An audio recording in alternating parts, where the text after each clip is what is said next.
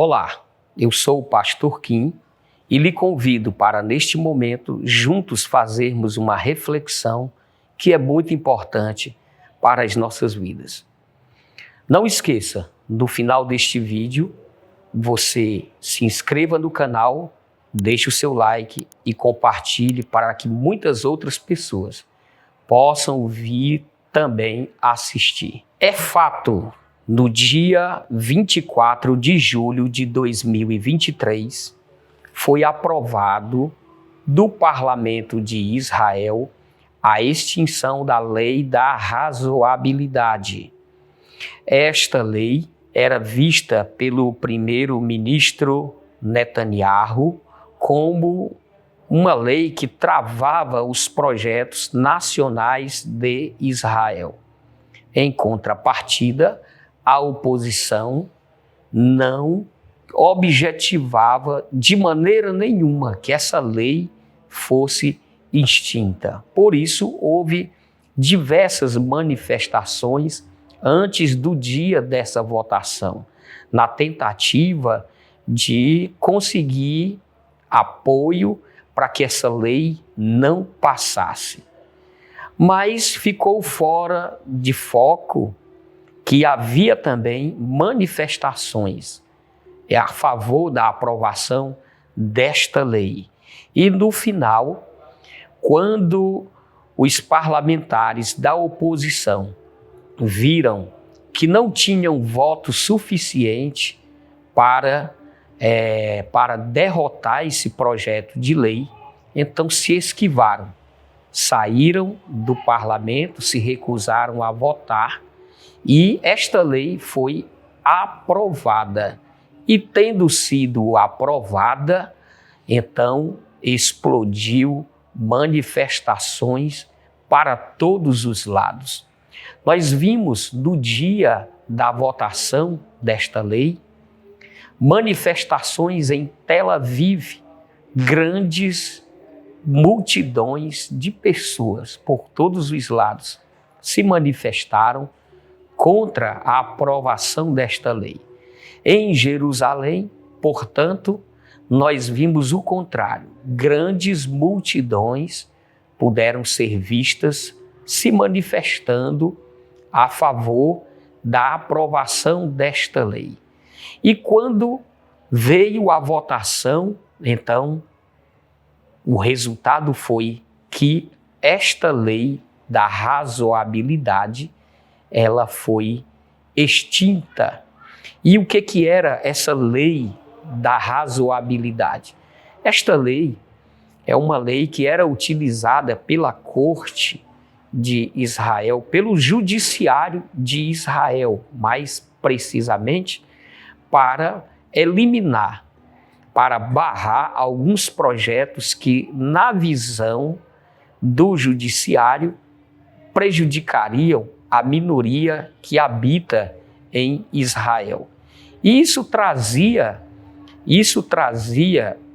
descontentamento para os nacionalistas, que, por outro lado, desejam ver Israel avançar com suas pautas, com seus temas que são importantes para o fortalecimento de Israel como nação. Então, veja como está a situação. Até agora, ainda há grandes manifestações em todo o Israel. Os telejornais, a mídia de Israel, até amanheceram na primeira capa com todo o conteúdo em black, em preto, em luto, porque, segundo a mídia israelense, a democracia de Israel está no fim. Por que muitos pensam assim? Passemos então a refletir o que está por trás de tudo isso. Se nós conhecemos a história de Israel, nós então sabemos que Israel foi uma nação criada há milhares e milhares de anos atrás. Israel era liderado apenas por seus líderes espirituais. Depois Israel pediu para Deus um rei para ser conforme todas as outras nações. Deus lhes permitiu isso. Então o regime do governo de Israel sempre foi imperialista. Esse regime, ele caiu por terra quando os judeus foram capturados pelo rei de Babilônia. Israel perdeu a sua nação, mas não perdeu a sua nacionalidade. No tempo de Jesus Cristo, nós podemos ver que o regime de Israel era um regime subordinado a Roma. Roma havia colocado pessoas encarregadas do território de Israel, como no caso Herodes o Grande, que prestava serviço para Roma, e também Pôncio Pilatos, que era governador especial para a província de Israel. Para os romanos, Israel era visto como província. No ano 70 depois de Cristo, Israel deixou de ser nação, foi totalmente incendiada a sua capital, Jerusalém, pelas tropas do general Tito, e o templo também foi queimado. Israel, quando deixou de ser nação, tinha um regime totalmente diferente dos regimes majoritários de hoje, que na maioria os países modernos têm como regime a democracia, de alguma forma. E Israel nunca, ao longo da sua história, foi democrático. Somente em 1948, quando Israel ganhou o direito de voltar para a sua terra, e aí foi criado o Estado de Israel. Então a proposta foi que Israel adotasse o sistema democrático. Então a democracia em Israel, ela tem poucos anos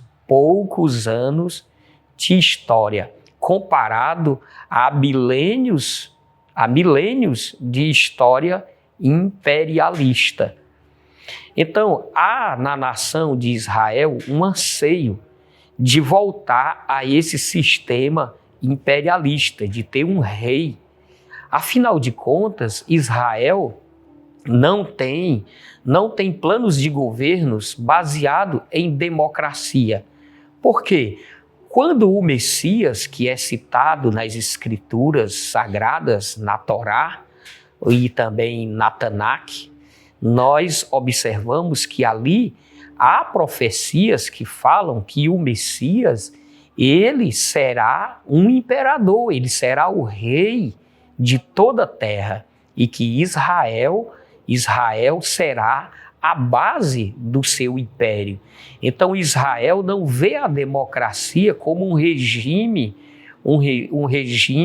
que deva ser mantido até o fim. Israel talvez concordou com a democracia como um regime passageiro, e agora Israel está sonhando com a chegada do Messias.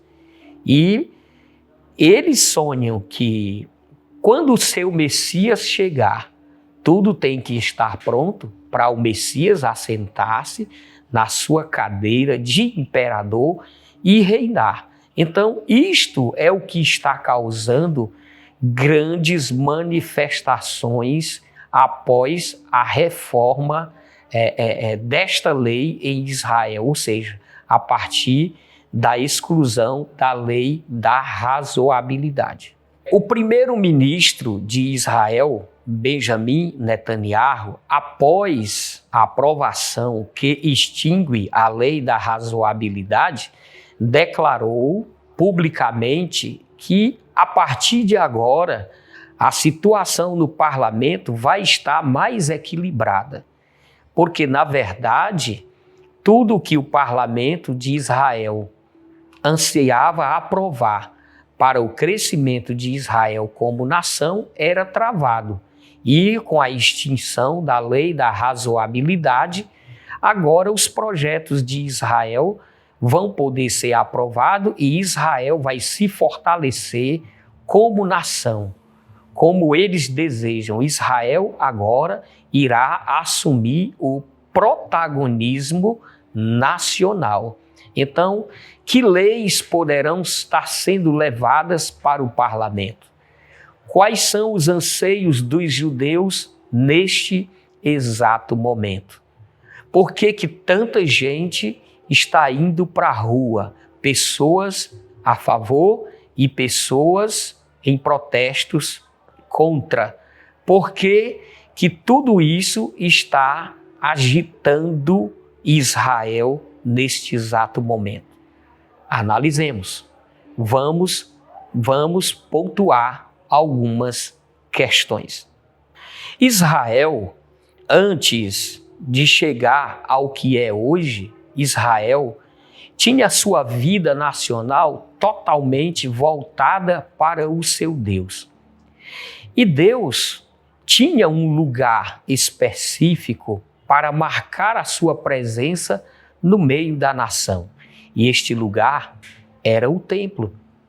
Deus se manifestava no templo, especificamente no local mais sagrado do templo, que é o lugar santo dos santos. A presença de Deus no lugar santo dos santos era real e o sumo sacerdote da nação só poderia entrar neste lugar totalmente sagrado, chamado de Santo dos Santos, uma vez por ano, para fazer a expiação nacional no dia do Yom Kippur.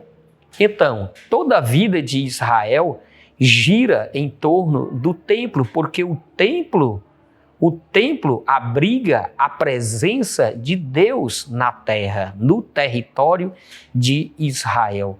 Mas desde o ano 70 depois de Cristo, Israel não teve o seu lugar nacional. A partir de 1948, teve de volta o seu lugar nacional. Mas desde o ano 70 depois de Cristo, Israel, além de não ter o seu lugar nacional, também até hoje, mesmo tendo voltado para a sua terra, Israel não teve o direito de reconstruir o seu templo. É complicado, porque esse templo não pode ser construído em qualquer lugar. Esse templo, ele tem que ser construído no mesmo lugar que era antes. E este mesmo lugar que era antes está ocupado. E este lugar é um espaço de disputa para judeus e para muçulmanos. Por que isto está dessa forma? Por conta de que o Monte do Templo, o local onde vai ser construído o Templo de Israel, foi apossado pelos muçulmanos. E com os muçulmanos veio o Islã. E o Islã tem este local totalmente sagrado também para a sua religião. E construiu em cima das ruínas do templo judaico o Domo da Rocha. E o Domo da Rocha é um local totalmente sagrado para o Islã. Mas os judeus reivindicam este lugar para reconstruírem o seu templo. Então, isso é o que causa tanta disputa em Israel. A disputa não é por petróleo, não é por ouro, não é por terra. A disputa é pelo sagrado, é pelo lugar sagrado. Mas Israel, até hoje, não tem vivido a sua religião como gostaria de viver. Israel não tem tido a permissão de expressar sua devoção a Deus do jeito que a Torá orienta. Por quê? Porque não tem o templo. Então, que causas, que projetos serão trazidos a partir de agora para o parlamento de Israel? Justamente as pautas que serão trazidas são exatamente essas. Israel quer ser Israel plena de novo. E para que Israel seja pleno novamente como nação, então terá que reconstruir o seu templo. O seu templo, como antes, vai unificar todos os judeus novamente. Judeus de todas as partes do mundo vão retornar para Israel quando esse templo estiver construído. E nós sabemos pelos noticiários políticos de Israel, isso é noticiado e replicado, repercutido em todos os canais de TV do mundo, nós observamos que em dias atrás foi criado o projeto para a retomada da posse do Monte do Templo.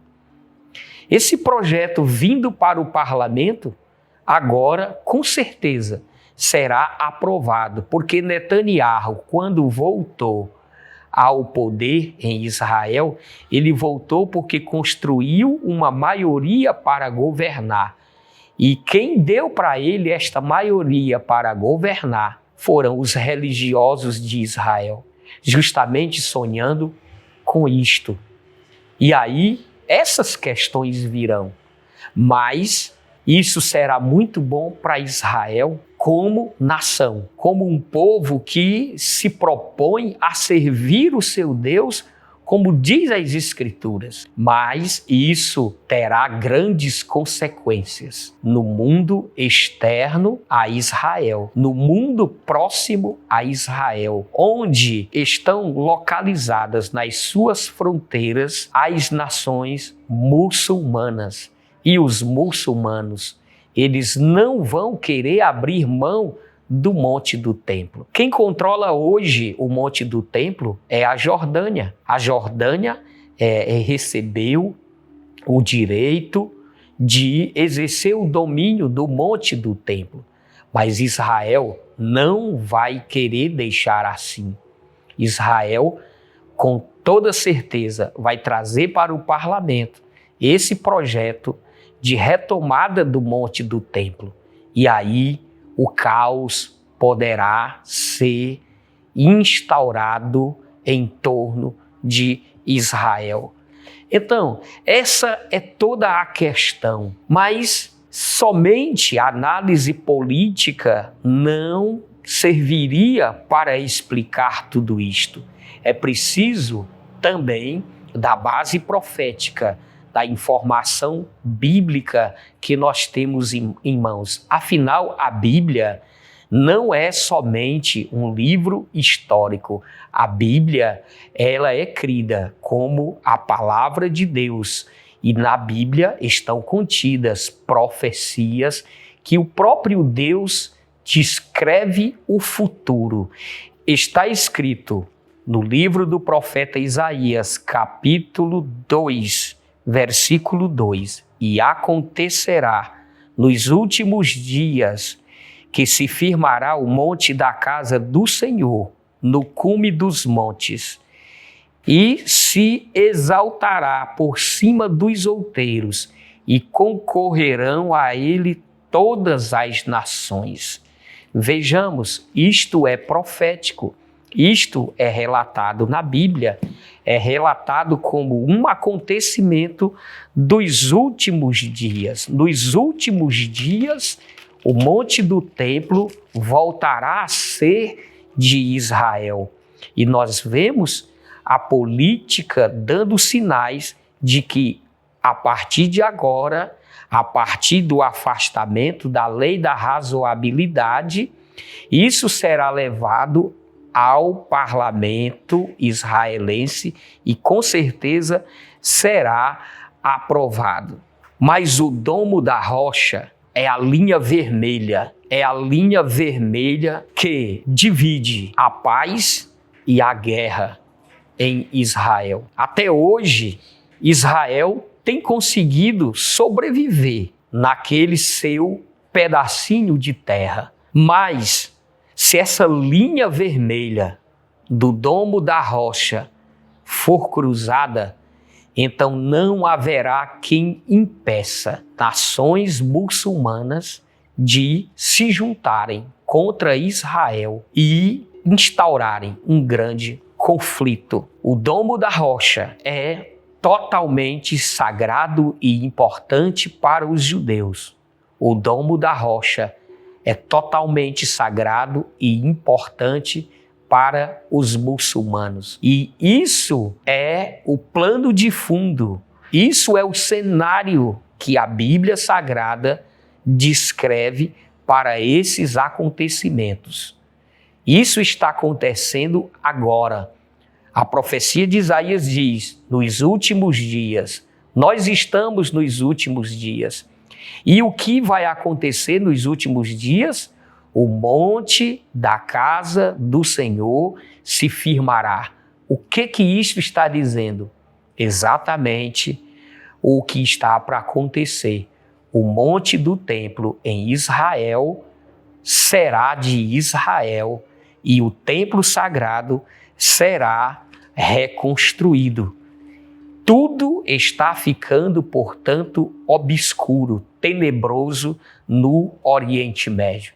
Por isso, tantas manifestações estão acontecendo. O profeta Daniel não prevê para os últimos dias um fim de paz para Israel. Israel, até que chegue o fim, até que chegue o seu Messias prometido, Israel vai ter um período de agravamento de guerras. Daniel 9:26 está escrito: e até ao fim haverá guerras e estão determinadas assolações. Lá em Lucas capítulo 21, versículo 20, Jesus fala: quando virdes Jerusalém cercada de exércitos, sabei então que é chegada a sua desolação. O que Jesus está dizendo com isso? Que vai chegar um dia que Jerusalém estará cercada por todos os lados, por exércitos inimigos. E quando isso acontecer, estará muito próxima a sua desolação.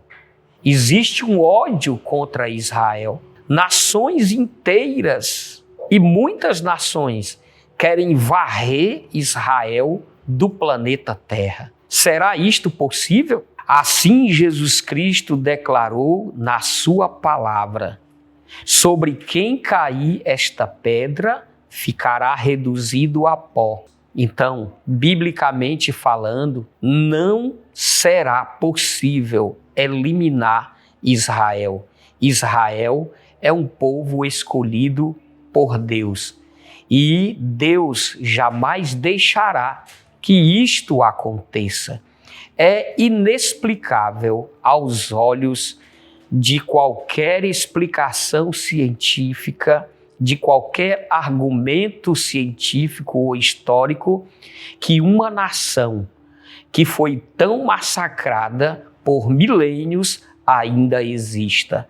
Povos mais poderosos do que eles desapareceram do planeta, mas eles, sendo uma população tão pequena, na Bíblia conhecido como bichinhos de Jacó, até hoje estão resistindo e ninguém conseguirá eliminá-los, nem mesmo o ajuntamento de nações mais poderosas do planeta poderá extinguir Israel, porque aquele que guarda Israel não tosqueneja, ele, Deus, defenderá totalmente o seu povo. Mas o Apocalipse e a profecia bíblica diz que mesmo sem que seja possível eliminar Israel,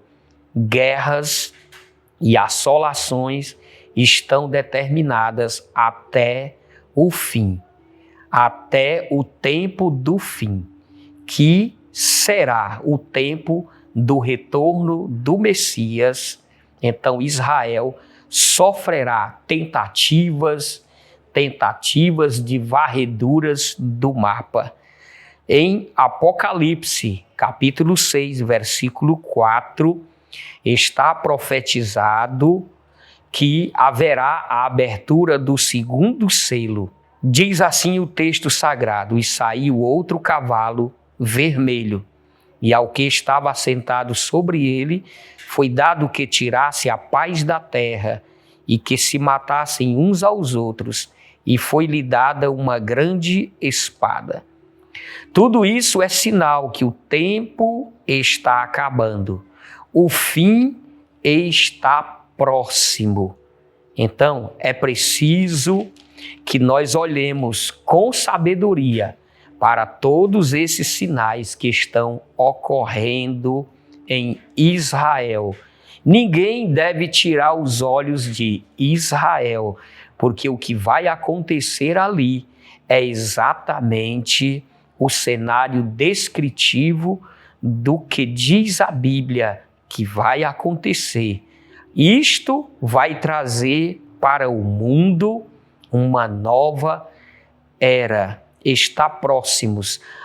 Aqueles que estão esperando o Senhor devem continuar insistindo em ter fé, em segui-lo, afastar-se da corrupção do mundo e procurar viver uma vida santa, preparando-se para a chegada do noivo. Jesus falou na sua palavra que muitos são chamados e poucos os escolhidos. Jesus também falou na sua palavra que os primeiros serão os últimos, mas os últimos serão os primeiros. Como eu interpreto isto? Os primeiros é a nação de Israel. Foi a primeira que foi chamada para servir a Deus. E ela vai entrar no reino de Deus por último. Mas os derradeiros são a igreja. A igreja é o conjunto dos que foram chamados. A igreja, a palavra igreja deriva do grego eklésia, aqueles que foram chamados para fora. Imagine, Jesus, ele construiu a sua igreja a partir da rejeição do povo de Israel. O próprio Jesus disse: eu vim para os que eram meus. Quando a mulher sirofenícia pede um milagre para Jesus, Jesus diz que não veio senão para as ovelhas perdidas da casa de Israel. Depois que ela insiste, Jesus fala: eu não posso pegar o pão dos filhos e lançá-los aos cachorrinhos. Mas a mulher insiste e ela diz: sim, Senhor, mas das migalhas que caem da mesa dos filhos, os cachorrinhos se alimentam. E Jesus entrega a cura para aquela mulher. Olha, meus amados irmãos, Israel, biblicamente, no contexto profético da Bíblia, Israel são os primeiros e a igreja é a derradeira. Então, quando Jesus diz assim: os primeiros serão os últimos e os últimos serão os primeiros, isto é uma demonstração de que a igreja entrará primeiro no reino de Deus e somente depois Israel entrará no reino de Deus. E como que a igreja, que é a derradeira, entrará primeiro no reino de Deus? Pelo arrebatamento. Pelo arrebatamento, Jesus pega os derradeiros, pega a igreja e leva para a casa do Pai, como está escrito, para as bodas do Cordeiro. Depois das bodas do Cordeiro, será a vez de Israel entrar. Então Jesus descerá com o seu exército de santos, como profetizado em Apocalipse capítulo 19, a partir do versículo 11.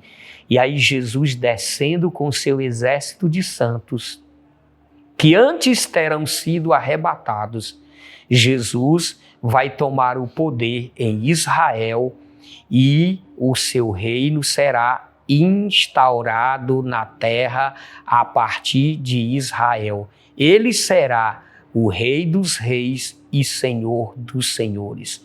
Te prepara, meu irmão, te liga com Deus e não desiste, o tempo está próximo. Hebreus 10:37.